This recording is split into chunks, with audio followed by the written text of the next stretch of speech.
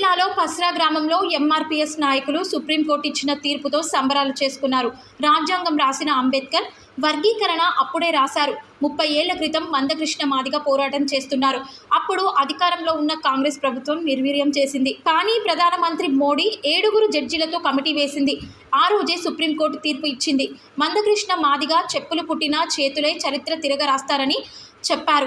ఈ పోరాటం మాదిగలకు సహకరించిన మాదిగ ఉపకులాలకు మరియు బడుగు బలహీన అగ్రకులాలకు ధన్యవాదాలు చెప్తున్నాం అని ఎంఆర్పీఎస్ జాతీయ ప్రధాన కార్యదర్శి ఇరుగు పైడి మాదిగ తెలిపారు. ఈ కార్యక్రమంలో దేపాక కృష్ణ, రాము, బలరాం, శ్రీనివాస్, వెంకన్న, సమ్మయ్య, రాము తదితరులు పాల్గొన్నారు. రాజ్యాంగం అమలైన రోజుగా భావిస్తూ ఉన్నాము. భారతదేశానికి 70 ఏళ్ళు దాటి స్వతంత్రం వచ్చినా అంబేద్కర్ గారి ఆలోచన విధానాన్ని అమలు చేయకుండా రాష్ట్ర కేంద్ర ప్రభుత్వాలు దళితులను అణగదొక్కుతూ పాలన చేసినాయి.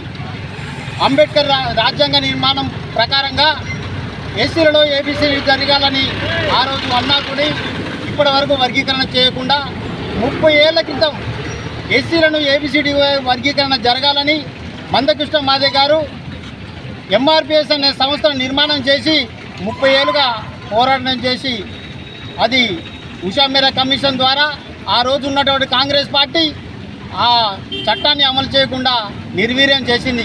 ఈరోజు నరేంద్ర మోదీ గారు ఇచ్చినటువంటి మాటను అమలుపరుస్తూ 7 రాజ్యాంగబద్ధంగా 7 జడ్జీలతో నిర్మాణం చేసినటువంటి కమిటీ ఈరోజు నిర్మాణ పూర్తిగా ఎస్సీల వర్గీకరణ అమలయ్యే విధంగా సుప్రీంకోర్టు తీర్పు ఇవ్వడం జరిగింది. అందుకు కేంద్ర ప్రభుత్వానికి మేము ఎస్సీలుగా, మాదిగలుగా, ఎస్సీల ఉపకులాలుగా ఈరోజు కృతజ్ఞత తెలియజేస్తూ ఉన్నాం. కృష్ణ మాదిగ గారు నిరంతరము ఉద్యమిస్తూ ఆ రోజు ఒక నిర్ణయం తీసుకున్నారు. కృష్ణ మాదిగ గారు ఏమనంటే చెప్పులు కుట్టిన చేతులతోటే చరిత్రను తిరగరాస్తామని స్పష్టంగా చెప్పారు.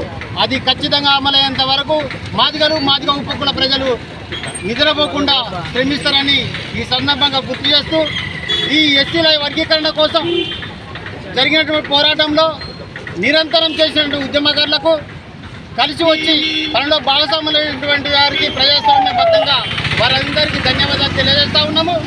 వివిధ రాజకీయ పార్టీలు కావచ్చు, ప్రజా సంఘాలు కావచ్చు, మహిళలు కావచ్చు, విద్యార్థులు కావచ్చు, ఎంఆర్పీఎస్ తీసుకున్న నిర్ణయానికి కట్టుబడి ఉండే విధంగా ఏబీసీడీ వర్గీకరణ అమలయ్యేంత వరకు శ్రమించినటువంటి ఉద్యమకారులకు అండదండలు ఇస్తూ శ్రమించినటువంటి వారికి, సహకరించినటువంటి వారికి పేరు పేరున ధన్యవాదాలు, కృతజ్ఞతలు ఎంఆర్పీఎస్ ద్వారా, ఎంఎస్పీ ద్వారా తెలియజేస్తూ ఉంటాం.